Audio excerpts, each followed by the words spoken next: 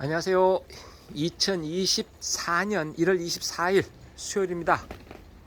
대단히 춥습니다. 감기 조심하시고요. 오랜만에 밭에 나왔습니다. 이제 음식물 쓰레기도 버리고 밭에 또 이렇게 작업장 안에 또 괜찮은지 냉장고는 잘 돌아가고 있는지 한번 돌아보러 나왔습니다. 제가 퇴직하고 그 이후에 제가 퇴직 일기를 제가 기록을 합니다. 영상으로 남기는데요. 그냥 두서없이 제가 생각하고 있는 바를 남기는데 오늘도 제가 퇴직 일기 한번 말씀드려보도록 하겠습니다. 오늘 이제 날씨가 대단히 춥습니다. 현재 오후임에도 불구하고 현재 여기 영하 5도 바람이 엄청 부니까 체감온도는 10도 이하입니다. 이렇게 엄청 추운데 문제는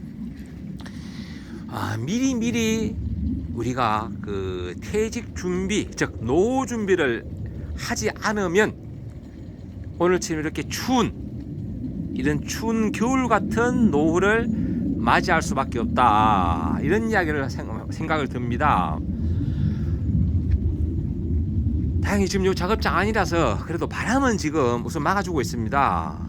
즉 바람을 막을 정도의 노후 준비는 해놔야 된다.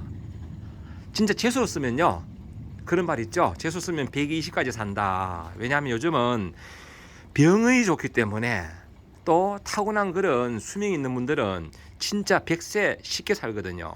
지금 100세 이상 되신 분들이 대단히 많다고 합니다. 그 중에 병원에 계신 분들이 다수다. 병원에 계신 분들이, 즉 누워서 노후를 그냥 나이만 늘리고 있는 분도 계십니다. 그래서 건강관리 중요하고, 그리고 그 노후에까지 나름대로의 그런 삶을 살 수 있는 경제력, 이런 거 다 중요한데요. 이것을 그러면 언제부터 준비해야 되느냐? 제가 생각할 때는 30대부터 해야 된다고 생각합니다. 즉 20대 공부를 하고 30대 전후에 이제 취업을 하고 나면 바로 결혼을 하게 되겠고요. 결혼 이후부터는 바로 자식들도 키워야 되겠지만은 머릿속에 노후도 나름대로 구상하고 준비를 해야 된다. 그래서 저렇게 보험이라든지 어떤 그 중대 질환 같은 거 그런 것도 미리 다 넣어놓고요. 그리고 이제 그 연금, 이제 삼청석탑이라고 그러죠. 국민연금, 공무원 같으면 공무원연금이죠. 그리고 그 국민연금, 그리고 퇴직연금, 그리고 개인연금, 이런 삼청석탑을 차곡차곡 쌓아놓은 사람들은 그래도 노후에 나름대로의 힘을 받고 삶이 좀 보통 행복해 보입니다. 그런데 어째 되겠지 라고 생각하다가 큰 오산입니다. 우리나라는 이거 일을 안 하면요, 진짜 평생 먹고 살기 힘든 나라가 대한민국입니다. 정부에서 알아서 해주겠지. 물론 최근에는 좀 알아서 해줍니다. 하지만 노령연금, 즉 기초연금이라고 하죠. 지금 차곡차곡 올려서 지금은 대략 한 50만 원대까지 올린다고 합니다. 이제 그 이후에는 얼마 더 올릴지 모르겠지만은 그 돈 가지고는 하루에 기본적인 거 사용하고 나면 먹는 데 돌아가는 건 별로 없다. 왜냐하면 난방도 해야 되고 전기도 돌려야 되고 수도세 내야 되고 이것저것 할 게 많거든요. 휴대폰 요금부터 시작해서. 그래서 행복한 노후를 맞이하려면 좀 힘들더라도 나름 계획을 세우셔가지고 내가 퇴직을 하고도 평생 할 수 있는, 저는 이제 농업을 선택을 했는데요. 농사는 내가 좀 건강하면 80대여서도 살살 농사를 지을 수 있습니다. 힘든 거는 주변에 농기계 있는 젊은 층한테 부탁해서 하면 되고, 이제 관리하면서 야금야금 할 수 있는 그런 것들이 또 이런 그 농사거든요. 그래서 저는 농사를 선택했는데 이것도 퇴직하면서 바로 시작하면 또 준비 과정이 어마무시하게 들어갑니다. 제가 이 농장 한 800평 되는데 전 저장고부터 시작해서 작업장, 그리고 이렇게 복분자 심고 나름 하면서 또 흙도 좀 더 닦고요. 이렇게 하면서 여기 투자된 돈이 거의 한 3,500만 원 투자했습니다. 이거 퇴직하고 바로 쏟아 부으려면 부담스럽거든요. 미리 이것도 준비를 해야 된다.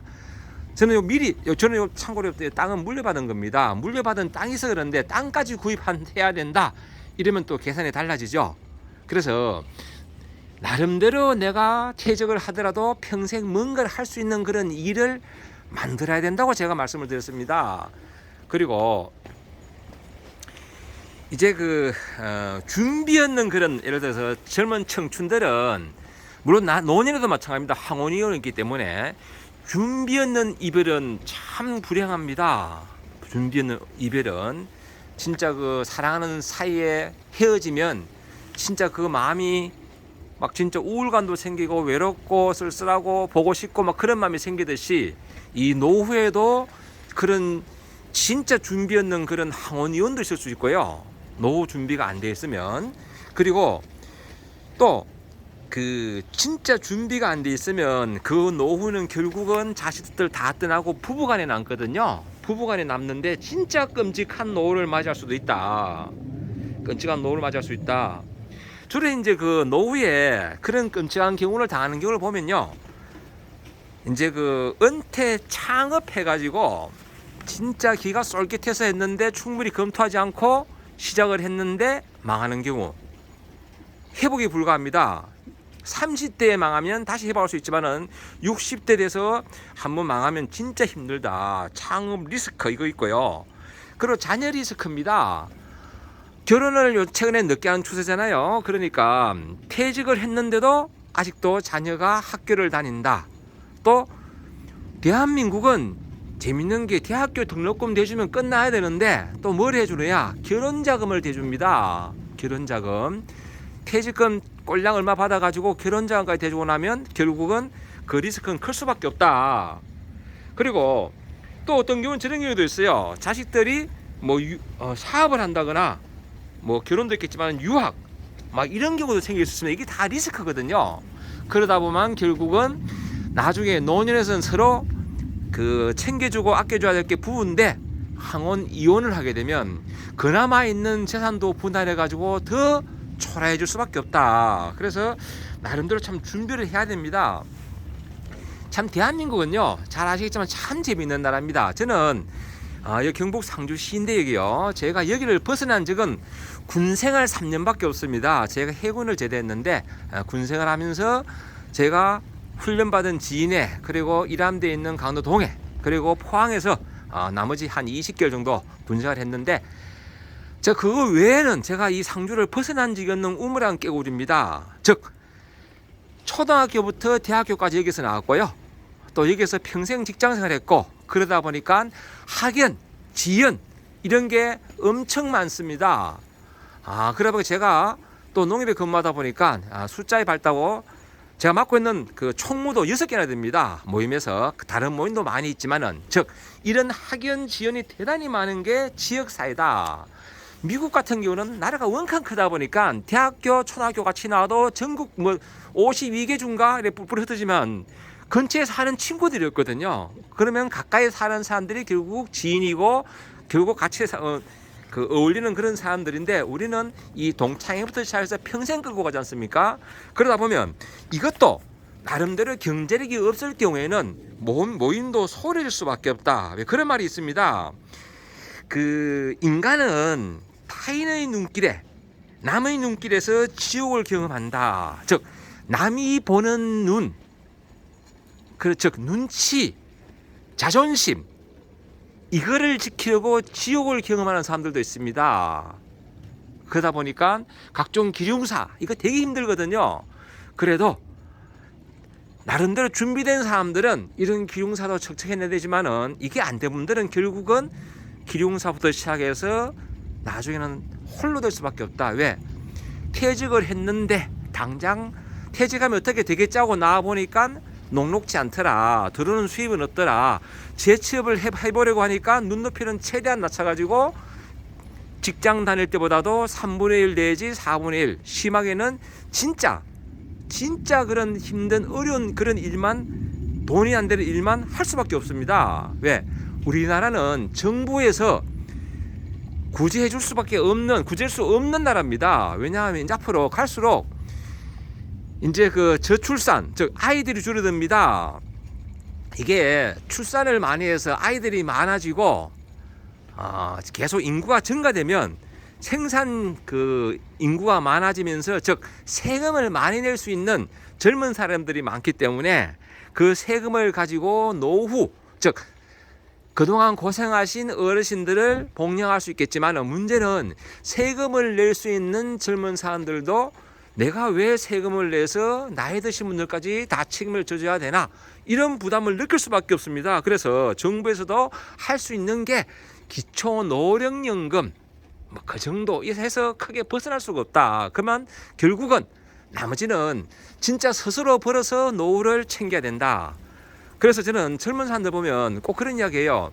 노후 생각해서 좀 준비를 해라. 미리 준비해라. 그런 얘기합니다.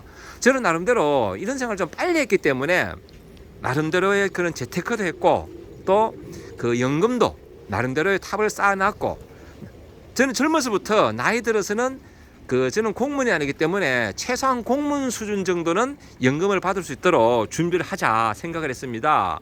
왜냐하면 공무원이나 군인 이런 부분들은 뭐 사학연금, 교원 뭐 이런 분들은 평생을 직장생활 하니까 35년, 38년 거의 한 40년 가까이 직장생활 하니까 뭐 차곡차곡 모이는 연금이 많을 수밖에 없습니다.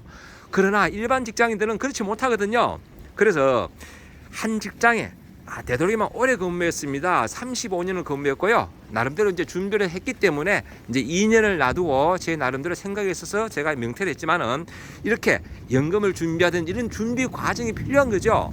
그래서 또 그 나름대로의 저는 특별한 뭐 직업 뭐 기술은 사실은 뭐 운전 기술, 뭐 지게차 뭐 이런 기술 기술은 있지만은 나중에 모르겠으면 그걸 제가 써먹을지는 모르겠어요. 우선은 농사를 지어보고 힘들면 뭔가를 또 해야 되겠죠.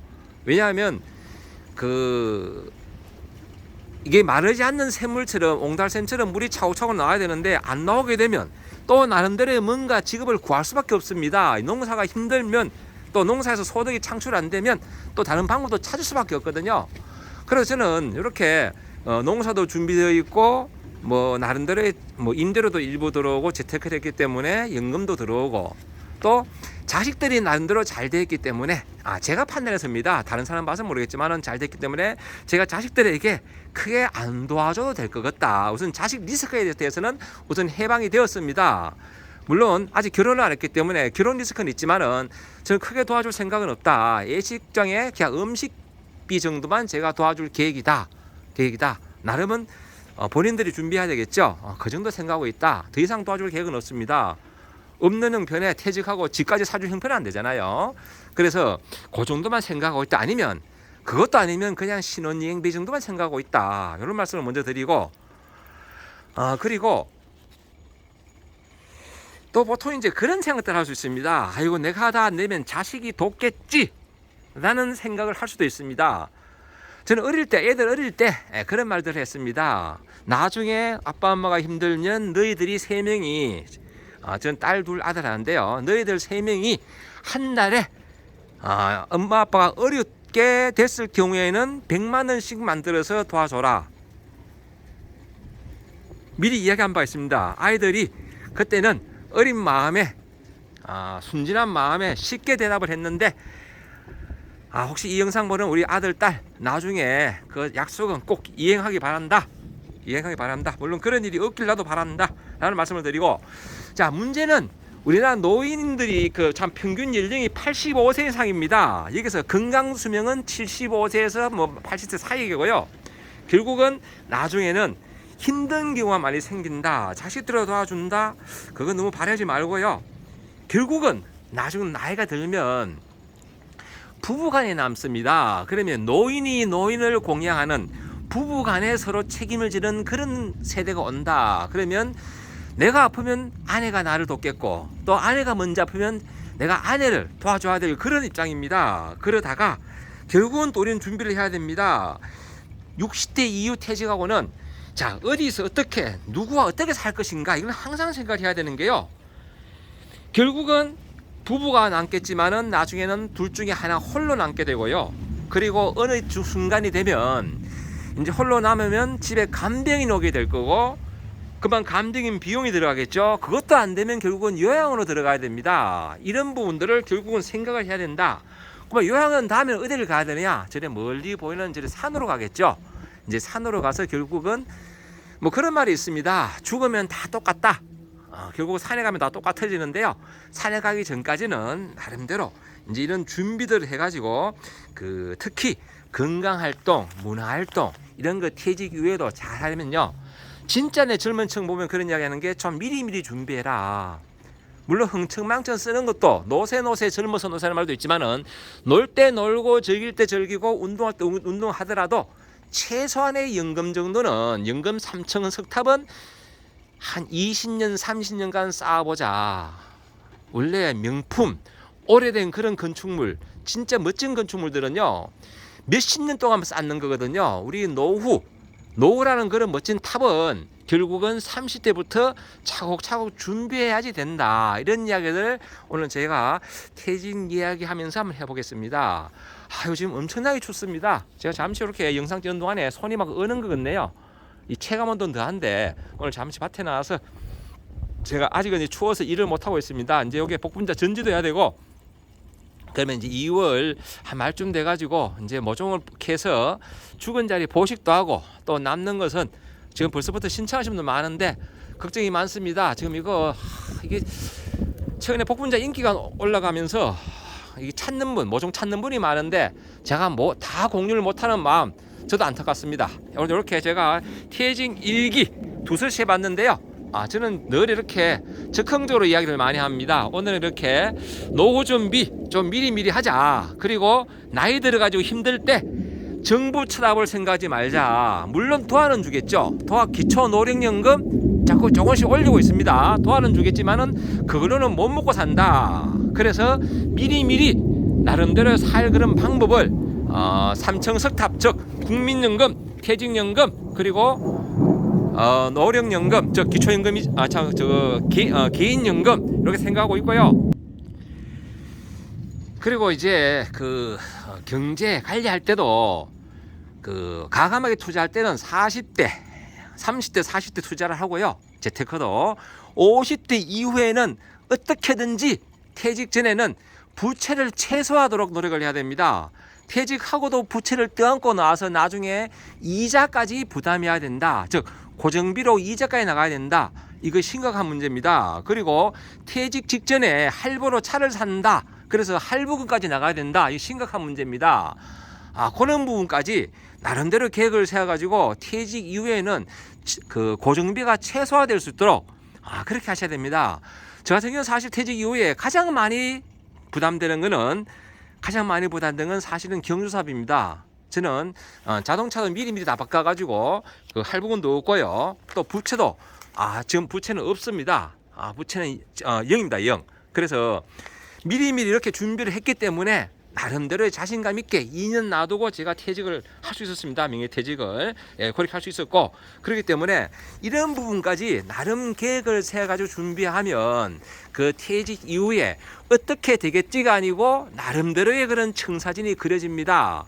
그냥 나가고 무슨 수가 나겠지 이렇게 하면 안 되고 나름대로 준비를 하셔야 된다. 그리고 틈틈이 기술 정도 하나 정도는 배워두시는 게 좋다. 저는 이 농사가 안 되면 나름대로 할 일은 있습니다. 제가 평생 농협에서 한 35년간 병해충, 농약, 상담, 처방 이런 거 했기 때문에 농약사나 비료사에 가가지고 좀 도와주면서 용돈을 벌 수도 있고요. 또 지게차 기능사가 있습니다. 그래서 지게차 운전을 해도 나름 먹고 살 수는 있습니다. 그래서 그 외에 아직까지 건강하기 때문에 뭐라 할 수는 있는데 되도록 그런 일을 없기를 바라고 우선은 제가 농사를 지을 계획입니다. 이렇게 평생 직업, 평생 할 일을 만들어 놓는 것도 좋은 방법이다. 그래서 공인중개사 공부도 하고 뭐 여러 가지 하지 않습니까? 제가 아는 친한 형님은 그분도 2년 놔두고 그 명퇴를 했습니다. 그래서 학원에 가가지고 이용기술, 즉 머리 깎는 기술을 배워가지고요. 지금 이발관, 이용소를 차렸습니다. 평생 할 수 있는 일이죠. 평생 할 수 있는 일. 오늘 이렇게 여기까지 이야기하겠습니다. 아이고, 영상을 찍는 동안에 비행기 소리가 자꾸 나네요. 아마 영상에 비행기 소리 잡힐 수도 있습니다. 요 인근 예천 비행장, 공군 비행장에서 요 상주시 중동면 이쪽에 사격장이 있습니다. 한 번씩 비행 훈련을 하는데 좀 시끄럽습니다. 그 부분 좀 이해 바라고요. 늘 좋은 날 되십시오. 감사합니다.